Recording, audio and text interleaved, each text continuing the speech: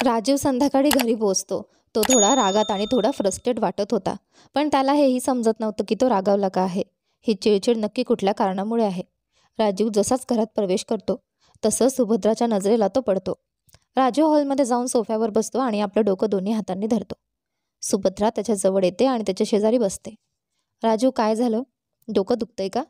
राजीव थोड्या रागातल्या आवाजात आईकडे न पाहताच म्हणतो, what the hell is this Maugham? तुम्ही इतकी मोठी गोष्ट मला का नाही सांगितली? माझ्या लिव्हर ट्रान्सप्लांटसाठी ज्याने लिव्हर दान केलं होतं ती मुलगी होती. सुभद्रा म्हणते, राजीव, मला काहीच माहीत नव्हतं आणि मला कोणी सांगितलंच नाही. मला फक्त एवढंच सांगितलं गेलं की तुझ्या लिव्हर ट्रान्सप्लांटसाठी दान करणारा कोणीतरी तुझ्याच वयाचा मुलगा आहे. मला हे मुळीच माहीत नव्हतं की ती मुलगी होती. राजीव गहन विचारात गडबडून जातो. तेवढ्यात अनुष्का तिथे येते. राजीव, तू आलास? मी केव्हाची तुझी वाट पाहत होते, अनुष्का म्हणते.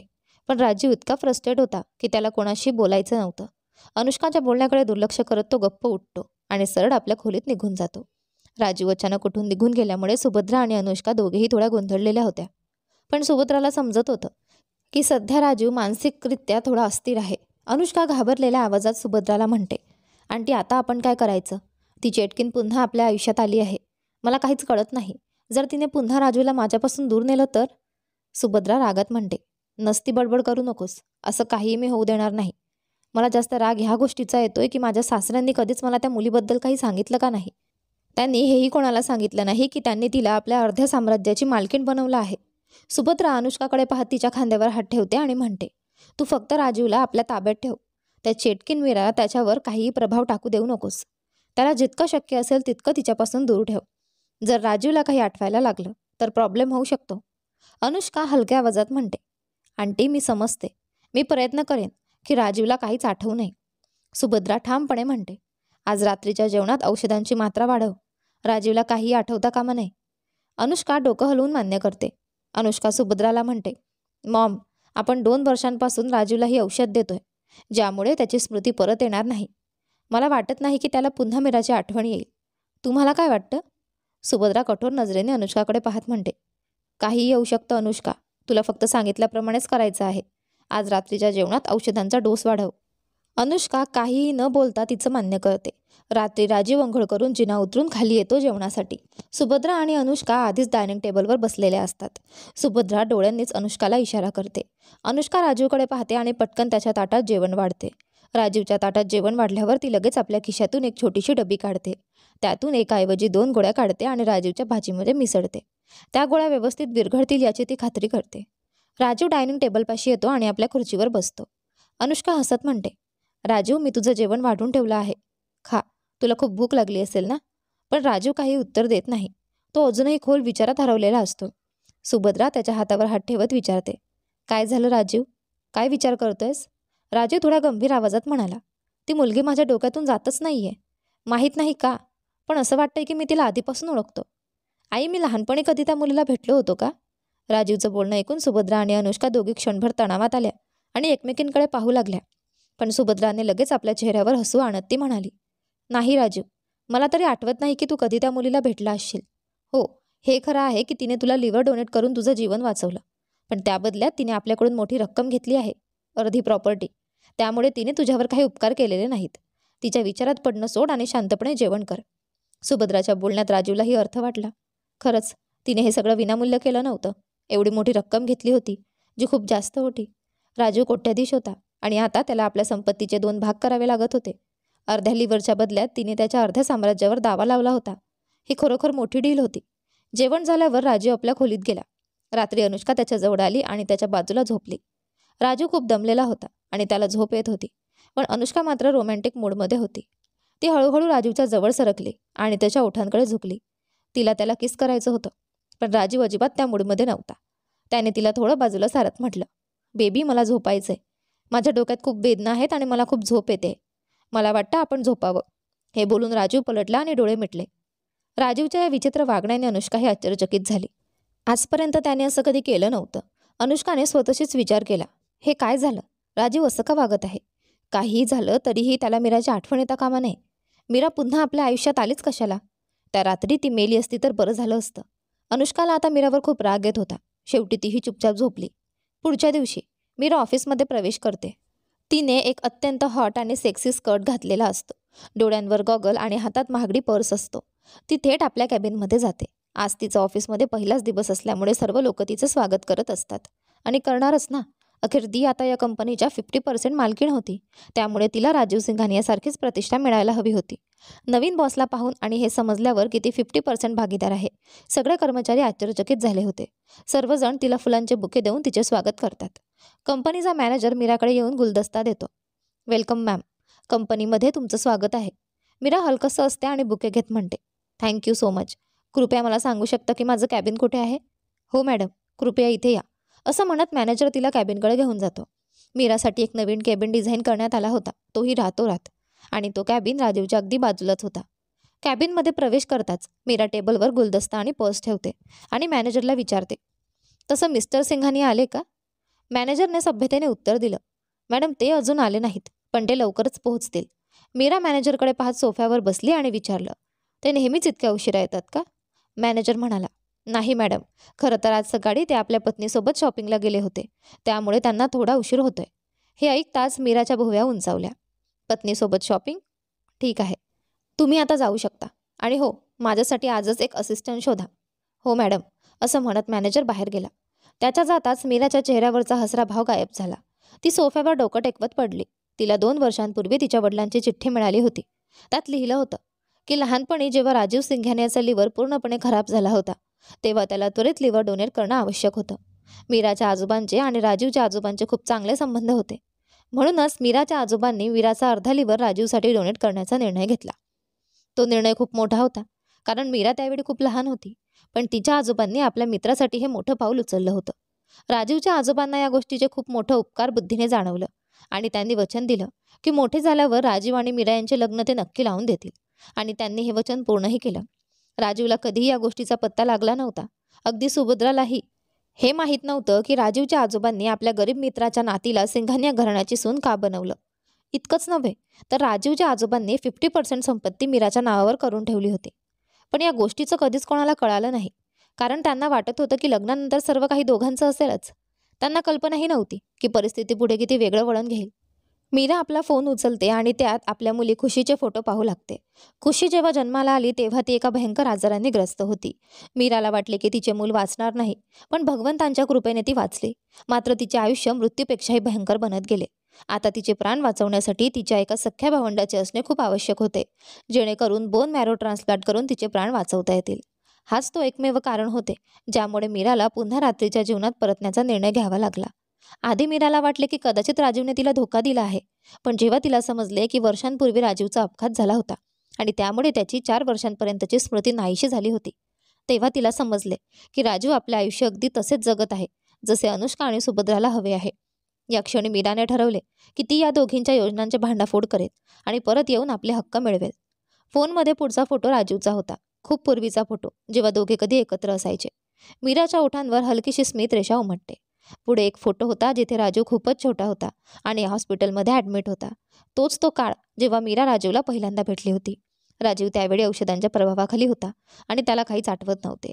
मीराने जेव्हा पहिल्यांदा राजीवला पाहिले तेव्हाच तो तिला खूप आवडला होता. तिला कल्पनाही नव्हती की तो तिच्या आयुष्याचा भाग बनेल, पण तसे घडलेच. राजीवचा फोटो हाताने हलकेच स्पर्श करत मीरा म्हणाली, आपल्या जीवनात जितकं दूर राहणं लिहिलं होतं तितकं आपण राहिलो आहोत राजीव. मी जाणते की मी तुला जबरदस्ती काही आठवण करून देऊ शकत नाही, कारण त्यामुळे तुझ्या जीवाला धोका होऊ शकतो. पण मी पुन्हा तुझ्या हृदयात माझी जागा निर्माण करीन, जी आधी होती. मी वचन देते, आपला परिवार पुन्हा एकत्र येईल. मीराच्या डोळ्यात पाणी येते आणि ती फोटो आपल्या छातीशी धरते. मी वचन देते, ज्यांनी आपल्याला वेगळं केलं आहे त्यांना अशी शिक्षा देईन की ते पुन्हा आपल्यामध्ये येण्यापूर्वी 100 वेळा विचार करतील. थोड्याच वेळात राजीव आपला फोन तपासत ऑफिसमध्ये प्रवेश करतो. तो आत जातो, कॅबिनचे दार उघडतो आणि सरळ आत चालत जातो. तो फोनमध्ये इतका गुंतला होता की त्याला याचेही भान राहिले नाही की तो आपल्या कॅबिनमध्ये न जाता शेजारच्या कॅबिनमध्ये म्हणजेच मीराच्या कॅबिनमध्ये गेला आहे. मीराच्या कॅबिनमध्ये जाताच तो सरळ सोफ्यावर बसतो. तो अजूनही फोनमध्येच गुंतला होता. त्याचे लक्ष तेव्हाच पाहण्यावर येते जेव्हा त्याच्या खांद्यावर कोणाचे तरी मऊ हात जाणवतो. राजीव पटकन फोनमधून लक्ष काढून मागे वळून पाहतो आणि समोर हसत उभी असलेली सुंदर मीरा पाहून तो पटकन उठून उभा राहतो. तू माझ्या कॅबिनमध्ये काय करत आहेस? राजीवच्या या शब्दांवर मीराने आपल्या भुवया किंचित वर उचलल्या आणि चारही बाजूंना पाहून राजीवकडे पाहत म्हणाली, माझ्या मते हे कॅबिन मला अलॉट करण्यात आलं आहे मिस्टर सिंघानिया. तू माझ्या कॅबिनमध्ये काय करत आहेस? मीराच्या बोलण्याने राजूला भान येते. तो नजर वर करून आजूबाजूला पाहतो आणि त्याला जाणवतं की हा त्याचे कॅबिन नाही. राजूला खूप अवघडल्यासारखं वाटतं. तो मीराची माफी मागत म्हणतो, सॉरी, मला कळालं नाही मी ते कसं आलो. माझं लक्ष नव्हतं, कदाचित म्हणून. सॉरी. राजीव तिथून निघू लागतो. तेव्हा मीरा त्याला थांबवते. मिस्टर सिंघानिया. राजीवच्या पावलांना अचानक ब्रेक लागतो. तो वळून मीराकडे पाहतो. ओठांवर हलकीशी स्मित रेषा आणत मीरा त्याच्या जवळ येते आणि म्हणते, आपल्या कामात इतकेही गुंतून जाऊ नका की आजूबाजूला काय चाललं आहे तेही कळू नये. असो, आता तू आलासच आहेस तर माझ्यासोबत एक कॉफी घ्या. आज माझा ऑफिसमध्ये पहिला दिवस आहे. मी इथे कुणाला ओळखत नाही आणि काम समजून घेण्यासाठी तुझी मदत लागेल. शेवटी आता आपण बिझनेस पार्टनर्स आहोत, नाही का? राजीव आपला गळा साफ करत एक खोल श्वास घेत मीराला म्हणतो, पहा मिस मीरा, मला माहीत आहे की तुम्ही इथे नवीन आहात आणि तुम्हाला काम समजून घ्यायची गरज आहे. पण सध्या मी मोकळा नाही. माझ्या काही महत्त्वाच्या मीटिंग्ज आहेत ज्या मला अटेंड करायच्या आहेत. मी कोणाला तरी पाठवतो जो तुम्हाला तुमचे काम समजावून सांगेल. राजीव निघू लागतो. तेव्हा मीरा पुन्हा बोलते, मी तुमचे बिझनेस पार्टनर आहे, पण तुम्ही माझ्याशी अशी वागणूक देत आहात जशी मी तुमच्या कंपनीतील इतर कर्मचारी आहे. मला दुसरा कोणी का शिकवेल? तुम्ही का नाही? मीराच्या या परखड बोलण्याने राजीवला थोडी चिडचिड होते, कारण कोणीही त्याच्याशी असं तिखट आवाजात बोलायची त्याला सवय नव्हती. तो मीराकडे बघत म्हणतो, ठीक आहे, मी सध्या बिझी आहे, फ्री झाल्यावर सांगतो. हे बोलून राजू कॅबिनमधून बाहेर पडतो. मीरा मात्र हलक्या हसत जागेवरच उभी राहते. कितीही दूर पडशील माझ्यापासून, पण यायला तर तुला माझ्याच मिठीत लागेल राजू. माझ्याकडे फारसा वेळ नाही. मला लवकरात लवकर तुझ्यापासून मूल हवं आहे आणि त्यासाठी तुझे माझ्यासोबत वेळ घालवणं गरजेचं आहे. असेच काही दिवस निघून जातात. राजीव जितकं शक्य असेल तितकं मीराला टाळण्याचा प्रयत्न करतो, कारण मीरा जिथे कुठे असते तिथे त्याला एक विचित्र ओढ जाणवत असते, जी तो अजिबात इच्छित नव्हता. त्यामुळे तो तिला शक्य तितकं नजरअंदाज करत होता. मात्र मीराला हे चांगलंच कळत होतं की राजू काय करायचा प्रयत्न करत आहे, म्हणून तीही आपल्या परीने त्याला आकर्षित करण्यासाठी प्रयत्न करत होती. कधी सेक्सी कपडे घालून, कधी कामाच्या बहाण्याने वारंवार राजूच्या समोर जाऊन, कधी त्याच्या अगदी जवळ जाऊन. मीरा हे सगळं राजूला स्वतःकडे आकर्षित करण्यासाठी करत होती.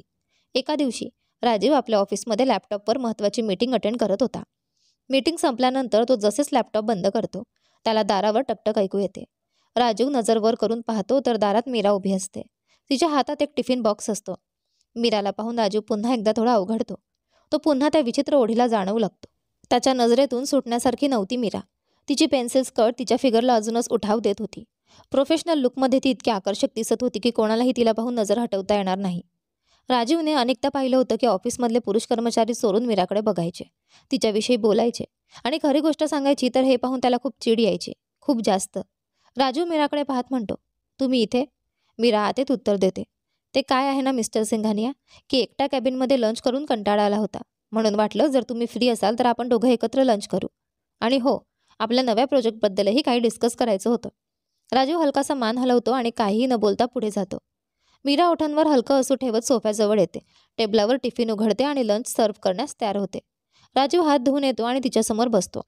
मीरा त्याच्या प्लेटमध्ये प्रेमाने लंच सर्व्ह करते. राजीवला खूप विचित्र वाटत होतं. असं जाणवत होतं जणू मीना त्याची बायकोच आहे, जी त्याच्यासाठी डबा घेऊन आली आहे. हे विचार झटकताच त्याने पहिला घास तोंडात टाकला आणि अचानकच त्याचे हृदय जोराने धडधडू लागलं. काय विचित्र आहे, हा स्वाद किती ओळखीचा वाटतोय. जणू तो हे अन्न कित्येकदा खाऊन चुकला आहे, पण त्याला आठवेना की कधी. मीरा त्याच्या चेहऱ्यावरचे गोंधळलेले भाव पाहून म्हणाली, काय झालं मिस्टर सिंघानिया, तुम्हाला जेवण आवडलं नाही का? राजू पटकन बहाणावर येत म्हणाला, नाही, जेवण चांगलं आहे, पण माहीत नाही का हे काहीसं खूप ओळखीचं वाटतंय. खूप परिचित स्वाद आहे, व्हेरी फॅमिलियर टेस्ट. राजीवच्या बोलण्यावर मीराच्या ओठांवर एक गूढ हसू उमटतं. राजीव पूर्वी तिच्या हातच्या जेवणाचा दिवाना होता. तो नेहमी तिलाच त्याच्यासाठी स्वयंपाक करण्यास सांगायचा आणि मीरालाही त्याच्यासाठी स्वयंपाक करायला आनंद वाटायचा. त्याला तिच्या हातच्या चवीची इतकी सवय लागली होती की नकळत तो त्याची स्तुती करतच राहायचा. संध्याकाळी मीरा आपल्या गाडीत बसलेली होती. बाहेर जोरदार पाऊस पडत होता. ती अभिषेकशी फोनवर बोलत होती. हो अभिषेक, मला समजतंय की तू काय सांगायचा प्रयत्न करतोयस. मी प्रयत्न करत आहे, पण थोडा वेळ लागेल. मला नाही वाटत की हे इतकं सोपं आहे. राजू पूर्वीसारखा राहिलेला नाही, जे वेगवेगळ्या मुलींसोबत वेळ घालवायचा. तो खूप बदललाय. अगदी एक फॅमिली मॅनसारखा वाटतोय. मला त्याला जवळ आणण्यासाठी काही ना काही डावपेच वापरावे लागतील. अभिषेकने प्रतिसाद दिला. मीरा, तुला जे काही करायचं आहे ते लवकर करावं लागेल. खुशीची तब्येत दिवसेंदिवस बिघडते आहे. डॉक्टर म्हणतात की वेळ खूप कमी आहे. तुला शक्य तितक्या लवकर प्रेग्नंट व्हावं लागेल. मीराने खोल श्वास घेत उत्तर दिलं, मला माहीत आहे अभिषेक, मला खुशीच्या जीवाची काळजी जगात कुणापेक्षाही जास्त आहे, कारण मी तिची आई आहे. मी आज ठरवलं आहे, काहीही झालं तरी आज मी माझ्या उद्देशात यशस्वी होणारच. बाय द वे, खुशी कशी आहे आता? तब्येत स्थिर आहे ना? अभिषेक म्हणाला. हो, मी आताच हॉस्पिटलमधून आलोय. सध्या तिची तब्येत थोडी स्थिर आहे. डॉक्टर शक्य तेवढं प्रयत्न करत आहेत तिला टिकवून ठेवण्यासाठी. पण खरी गोष्ट म्हणजे हे सगळं आता तुझ्यावरच अवलंबून आहे. मीराने अभिषेकच्या बोलण्याचा अर्थ समजून हलकसं मान डोलावली. घड्याळाकडे पाहिला आणि म्हणाली, अभिषेक, मी उद्या तुझ्याशी बोलते. वेळ झालाय माझा प्लॅन एक्झिक्यूट करण्याचा. अभिषेक म्हणाला, बेस्ट ऑफ लक मीरा. मला खात्री आहे की यावेळी तू खुशीसाठी तुझ्या प्लॅनमध्ये यशस्वी होशील. त्यांच्या गप्पा संपल्या आणि त्यांनी फोन कट केला. पावसात मीरा पटकन गाडीतून उतरली. जोरदार पावसामुळे तिचे संपूर्ण शरीर पूर्ण भिजायला लागतं. ती गाडीचा बोनट उघडून काहीतरी करण्याचा बहाणा करू लागली. पण ती गाडी दुरुस्त करत नव्हती, उलट तिला खराब करत होती. ती हळूच मागे पाहते आणि तिला समोर एक मोठी काळ्या रंगाची गाडी येताना दिसते. त्यात राजू बसलेला असतो. नेहमीप्रमाणे त्याचा चेहरा भावनाशून्य आणि थंडगार असतो. राजू जशी मीराच्या गाडीच्या बाजूने जात असतो तशी त्याची नजर मीरावर पडते. ती पावसात चिंब भिजलेली असते. तिचे ओले केस कमरेपर्यंत लोंबत असतात आणि तिच्या शरीराला चिकटलेले असतात. तिच्या कपड्यांवरून ओघळणाऱ्या पाण्यामुळे ती अधिकच मोहक आणि आकर्षक दिसत होती. राजू गाडीचे काच खाली करून थोडा मोठ्या आवाजात विचारतो, सगळं ठीक आहे? Need any help? मीरा जाणीवपूर्वक आश्चर्यचकित असल्याचा अभिनय करत म्हणते, ओ माय गॉड मिस्टर सिंघानिया, तुम्ही इथे? Thank God. माझी गाडी अचानक बंद पडली आहे आणि मी इथे खूप वेळ अडकले आहे. कोणीही मदतीला येत नाहीये. काहीच कळत नाही कसं दुरुस्त करावं. राजू पाहतो की मीरा पूर्ण भिजलेली आहे. तिचे केस तिच्या अंगाला चिकटलेले आहेत. तिचा ड्रेस ओला होऊन शरीराला घट्ट बसलेला आहे. त्यामुळे ती आणखीनच मोहक दिसत होती. राजू क्षणभर हरवून जातो, पण लगेचच तो स्वतःला सावरतो आणि मदतीची ऑफर देतो. जर तुम्हाला काही हरकत नसेल तर मी तुम्हाला सोडतो. नंतर तुमच्या घरी पोहोचेल. सध्या इतक्या पावसात तुम्ही पूर्ण भिजून गेले आहात. अशाने तुमची तब्येत बिघडेल. मीरा कृत्रिम संकोच दाखवत म्हणते, नाही मिस्टर सिंघानिया, तुम्हालाही उशीर होईल. काही हरकत नाही, मी मॅनेज करेल. पण राजीव ठाम राहतो. कृपया आत बसा. जर तुम्ही अशा प्रकारे भिजत राहिलात तर तुमची तब्येत नक्कीच बिघडेल. आणि विसरू नका, आता तुम्ही सिंघानिया ग्रुप ऑफ कंपनीच्या अर्ध्या मालकीण आहात. जर तुम्हाला काही झालं तर कंपनीवर परिणाम होईल. कृपया आत बसा, मी तुम्हाला सोडतो. मीराच्या चेहऱ्यावर एक गूढ आनंद दिसतो, कारण हेच तर तिला हवे होते. ती गाडीत जाऊन बसते. तिचं अंग पूर्ण भिजलेलं असतं. तिच्या ओल्या केसांमधून पाणी टपकत असतं. त्या पाण्याचे थेंब तिच्या अंगावरून ओघळत असतात आणि हे दृश्य पाहून राजीव नकळत तिला एकटक पाहू लागतो. राजू गाडी ऑन करतो आणि मीराच्या घराच्या दिशेने निघतो. मीरा राजूला म्हणते, थँक्यू मिस्टर सिंघानिया. जर तुम्ही वेळेवर आले नसते तर माहिती नाही माझं काय झालं असतं. कोणी मदतीला आलं असतं की नाही तेही माहिती नाही. राजू ड्रायव्हिंगवर फोकस करत म्हणतो, इट्स ऑल राईट. त्यानंतर दोघंही शांत बसून राहतात. राजू वारंवार नजरेने मीराकडे पाहत होता आणि त्याचे हृदय जोरात धडकत होते. आज त्याच्या नजरा मीरावरून हटतच नव्हत्या. मीरा जेव्हा त्याच्याकडे पाहायची तेव्हा तो लगेच आपली नजर बाहेरच्या रस्त्यावर वळवायचा. पण मीराने हे बघितलं होतं की राजीव तिला बारकाईने पाहत आहे. मीराचं हृदयही नकळत जोरात धडकू लागलं. तिला तो काळ आठवू लागला जेव्हा ती राजीव सोबत होती. तो शेवटचा काळ जेव्हा दोघांनी एकमेकांसोबत सुंदर क्षण घालवले होते. तो दिवस जेव्हा राजीव आनंदित होता त्यांच्या येणाऱ्या मुलासाठी. किती सुंदर क्षण होता तो. त्यानंतर मात्र संपूर्ण आयुष्यच बदलून गेलं. मीरा आणि राजीव मीराच्या बंगल्यावर पोहोचतात. मीरा त्याच्याकडे बघून म्हणते, तुम्ही आत येणार नाही का? राजीव तिच्याकडे नजर न टाकता बाहेर पाहत म्हणतो, नाही, मला घरी जायला उशीर होतोय. मीरा हळूच आपला हात पुढे करून राजीवच्या हातावर ठेवते. अचानक राजीव आश्चर्यचकित होऊन तिच्याकडे पाहतो. मीरा आपल्या मोका हास्यासह त्याच्याकडे बघत म्हणते, बाहेर खूप पाऊस पडतोय, खूप गारठा आहे. या ना, मी तुम्हाला कॉफी देते. माझ्या हातची कॉफी एकदा प्यायलात तर तुम्ही कधीही विसरणार नाही. राजीवचा जास्त लक्ष तिच्या शब्दांवर नव्हतं तर तिच्या सुंदर चेहऱ्यावर होतं. माहिती नाही काय जादू आहे या मुलीत. एक नजर टाकली तरी मन गहिवरून जातं. राजीवच्या हृदयाचे ठोके वेगाने वाढले. मीराच्या मऊ हातांचा स्पर्श जाणवताच त्याच्या अंगावर काटा आला. तो नकार देऊ इच्छित होता, पण मीराच्या प्रेमळ नजरेने त्याच्याकडे बघत होती. त्याला विनवणी करत होती. त्याला नकार देणं शक्यच नव्हतं आणि त्याच्या तोंडून नकळत निघून गेलं, ओके. राजीवच्या तोंडून हे ऐकताच मीराच्या चेहऱ्यावर आनंद पसरतो. दोघंही गाडीतून उतरून बंगल्यात जातात. मीरा त्याला म्हणते, तुम्ही इथे थांबा, मी 2 मिनिटात कपडे बदलून येते. राजीव हलकासा मान हलवतो. मीरा जिन्यावरून वरच्या खोलीत जाते. राजीवची नजर तिच्यावरच होती. तिची सडपातर कमर, तिच्या नजाकतीने चालणं कोणालाही वेड लावायला पुरेसं होतं. मीरा आपल्या खोलीत जाऊन कपडे बदलते. थोड्या वेळाने ती परत येते आणि पाहते की राजीव सोफ्यावर बसलेला आहे. मीराच्या ओठांवर हलकीशी स्मित रेषा उमटते. ती जिन्यावरून खाली उतरते. राजीवला तिच्या टाचांच्या आवाजाने जाणवतं की ती खाली येत आहे. त्याने जिन्याकडे पाहिलं आणि त्याचे हृदय थांबल्यासारखं वाटलं. त्याच्या श्वासांची गती मंदावली. मीरा एक सुंदर नाईटी घालून खाली येत होती. त्या नाईटीत ती इतकी मोहक आणि सुंदर दिसत होती की काही विचारूच नका. राजू नकळत सोफ्यावरून उभा राहतो. त्याच्या नजरा अजूनही मीरावरच टिकलेल्या होत्या. खाली आल्यावर मीरा त्याला म्हणते, सॉरी, मला थोडा उशीर झाला. मी आत्ताच तुमच्यासाठी कॉफी बनवते. तुम्ही आराम करा. राजू काही बोलत नाही, फक्त मीराकडे पाहत राहतो. मीरा किचनमध्ये जाते आणि राजू नकळत त्याच्याकडे ओढला जातो. मीरा कॉफी तयार करत असताना पाहते की राजू देखील किचनमध्ये आला आहे. अरे, तुम्ही इथे? मी तुमच्यासाठी कॉफी बनवत होते. तुम्ही आराम करायला हवा होता. इथे काय करताय? मीरा विचारते. राजीव काहीच बोलत नाही, फक्त तिच्याकडे पाहत राहतो. तिचा मोहक चेहरा चमकत होता. तिच्या चेहऱ्यावर एक वेगळंच तेज होतं. मीरा कॉफी तयार करून त्याला देते आणि म्हणते, ही घ्या.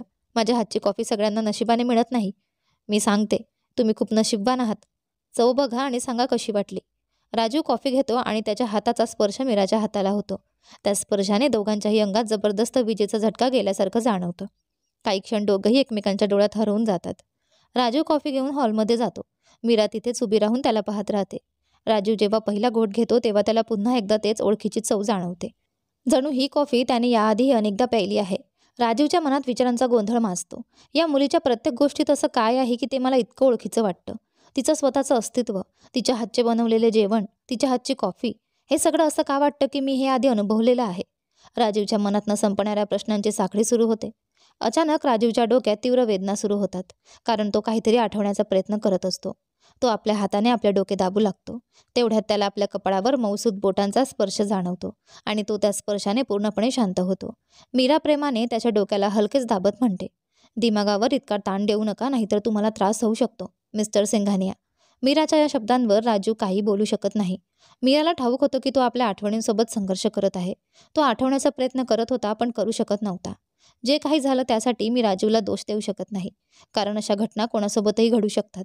त्यातही जर सुभद्रा आणि अनुष्कासारख्या माणसांची मंडळक गोष्टी सांगितल्या असतील तर यात राजीवची काय चूक? मीरा स्वतःशीच विचार करते. कॉफी संपवल्यानंतर राजू सोफ्यावरून उठतो. माझ्या मते खूप उशीर झाला आहे, आता मला निघायला हवं. राजीव जसा पुढे निघतो तसं मीरा त्याचा हात पकडते. राजीव आश्चर्यचकित होऊन मीराकडे पाहतो आणि त्याचे हृदय जोरात धडधडू लागतं. मीरा हळूहळू राजूच्या जवळ येते, अगदी खूप जवळ. इतकं जवळ की तिच्या शरीरावर लावलेल्या परफ्यूमचा मंद सुगंध राजूच्या नाकात सहज पोचतो. तुमची तब्येत काही ठीक वाटत नाही, मीरा हलक्या आवाजात म्हणते. आज रात्रीसाठी तुम्ही इथे थांबू शकता. बाहेर हवामान खूपच खराब आहे. एवढ्या जोरदार पावसात गाडी चालवणं सुरक्षित नाही. काहीही होऊ शकतं.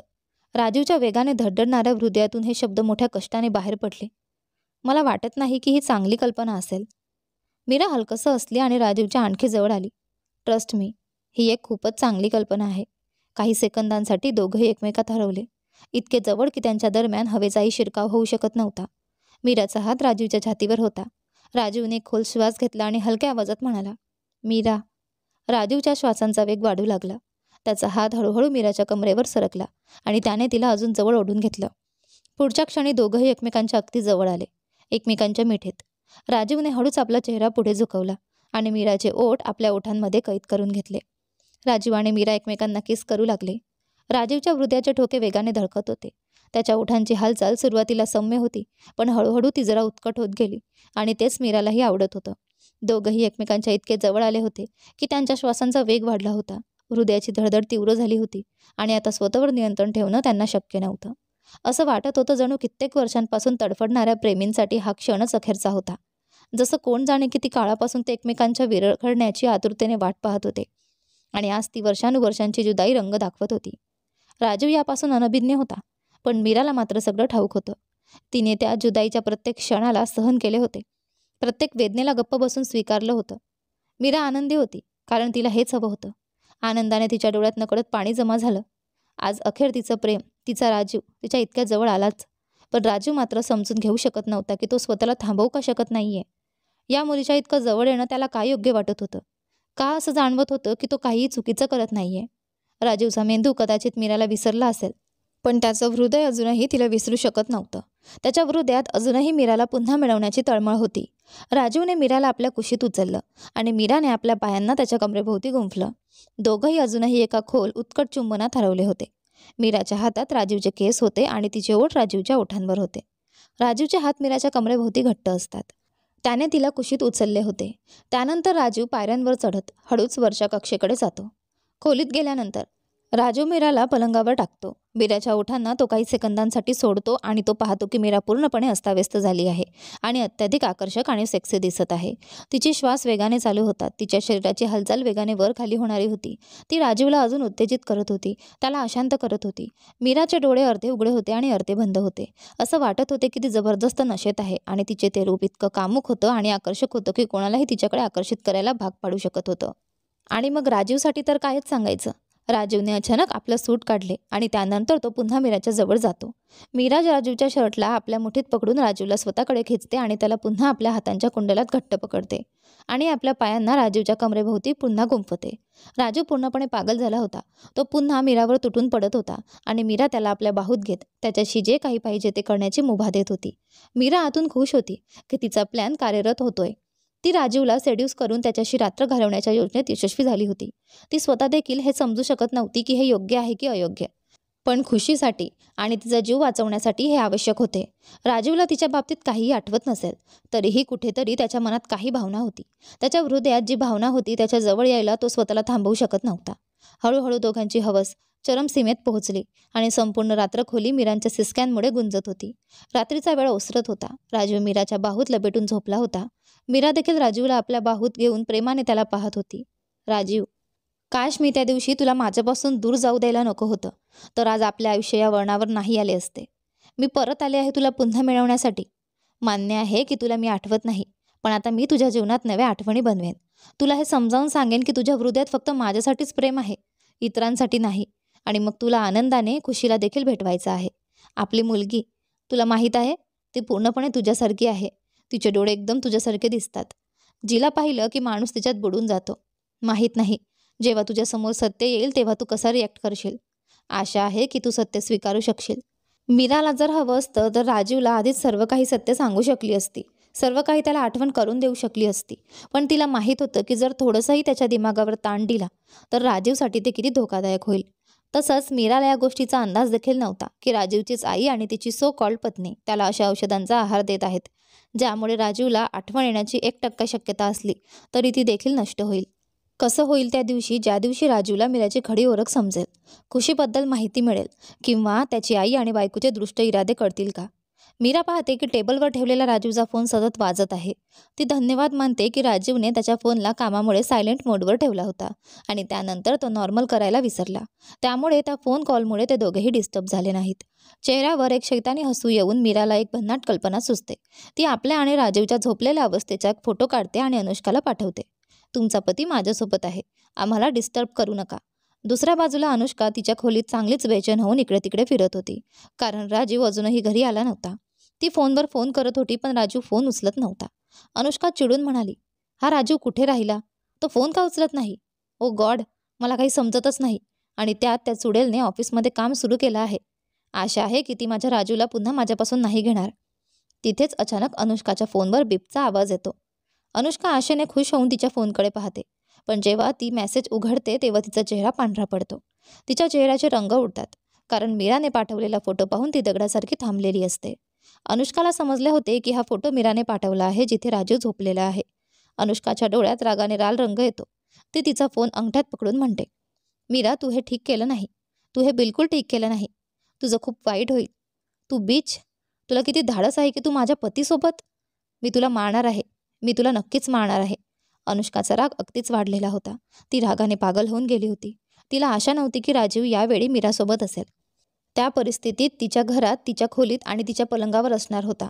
अनुष्का पटकन सुभद्राच्या खोलीत जाते. रात्री खूप उशीर झाला होता. ती लाईट ऑन करते. सुभद्रा जी शांत झोप घेत होती, अचानक लाईट ऑन झाल्यामुळे तिच्या झोपेमध्ये विघ्न येते. अनुष्का रागाने सुभद्राच्या पलंगाजवळ उभी राहते. तिच्या मुठी अजूनही कडक असतात आणि तिच्या डोळ्यात रागाने लाल रंग होता. सुभद्रा अनुष्काकडे पाहते आणि तिचा चेहरा पाहून चकित होते. सुभद्रा बिस्तरावर बसून म्हणते, अनुष्का, तू इथे काय करत आहेस आणि तुला काय झालं आहे? तू इतक्या रागात का दिसत आहेस? राजूने तुला काही सांगितले का? अनुष्का रागाने तिचे दात घासताना म्हणते, तो तेव्हाच सांगेल ना, जेव्हा तो घरी परत येईल आंटी. हे ऐकून सुभद्रा थोडी आश्चर्यचकित होऊन म्हणते, काय? राजू अजूनही परत घरी आला नाही का? त्यानंतर सुभद्रा वेळ बघते. 3 वाजले होते. जवळपास सकाळ होती. पण राजू अजूनही घरी परत आलेला नाही. ओ माय गॉड, 3 वाजले आहेत. तो अजूनपर्यंत घरी परत आला नाही. तो कुठे जाऊ शकतो? अनुष्काचा राग आणखी वाढतो. हे तुम्हाला शोधण्याची गरज नाही. मला चांगलं माहीत आहे तो आता कुठे आहे आणि कोणासोबत आहे. अनुष्का रागाने दात घासत होती. तिच्या गोष्टी सुभद्राला संभ्रमित आणि आश्चर्यचकित करत होत्या. सुभद्रा अनुष्काकडे बघून म्हणते, अनुष्का तू काय बोलत आहेस? स्पष्ट सांगितले का? तुला इतका राग का आहे आणि राजीव कुठे आहे? कोणासोबत आहे? अनुष्का तिचा फोन पलंगावर फेकून म्हणते, हे पहा, तुमच्या मुलाचा काय कारनामा आणि तुमच्या एक्स सुनेचा काय कारनामा आहे.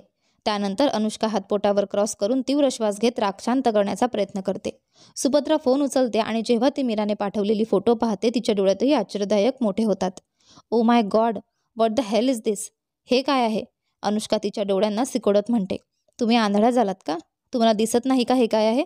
तुमचा मुलगा तुमच्या एक्स सुनेसोबत मधुचंद्र साजरा करत आहे आणि मी इथे त्याची पागलप्रमाणे वाट पाहत आहे. सुभद्रा विश्वास न करता फोनमध्ये पाहते. मला विश्वासच बसत नाही की राजीव असं करू शकतो. शेवटी त्या चुडेलने त्याला तिच्या प्रेमाच्या जाळ्यात अडकवूनच टाकलं. नाही, असं होऊच शकत नाही. ती राजीवला पुन्हा मिळवू शकत नाही. जर तिने असं केलं तर आपल्याकडून सगळं केलेलं वाया जाईल. अनुष्का चिडून म्हणते, मला माहीत आहे. तुम्ही याचं सोल्युशन शोधा. मागच्या वेळी मीराला तिच्या ठिकाणी लावलं होतं ना? पण तुमच्या त्या निकम्म्या लोकांनी मीराला जिवंत सोडून दिलं. त्या माणसांना पूर्ण पेमेंट दिल्याआधी एकदाही चेक केलं नाही की त्यांनी आपलं काम पूर्ण केलं आहे की नाही.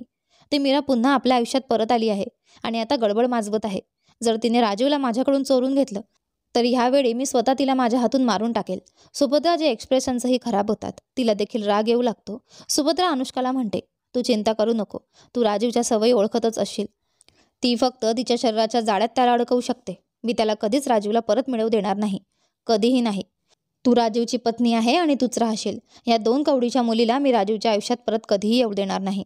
अनुष्का डोकं धरून पलंगावर बसते. तिला खूप ताण येत होता. सुभद्रा तिची चिंता समजून तिच्या खांद्यावर हात ठेवून म्हणते, तुम्ही चिंता करू नका.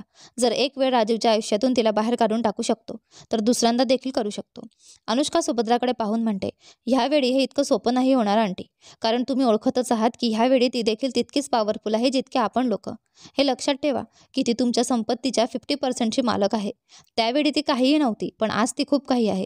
सुभद्रा अनुष्काला म्हणते, ती 50% मालक असो किंवा 100%, मी तिला कधीही जिंकू देणार नाही. कधीही नाही. पुढे काय झाले ते पाहूया आपल्या या कथेच्या पुढच्या भागात. धन्यवाद.